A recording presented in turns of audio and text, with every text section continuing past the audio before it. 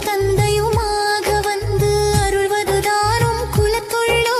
சோதனை கொடுத்து ஆட்கொள்வதே சிவனே உந்தன் வழிமுறையோ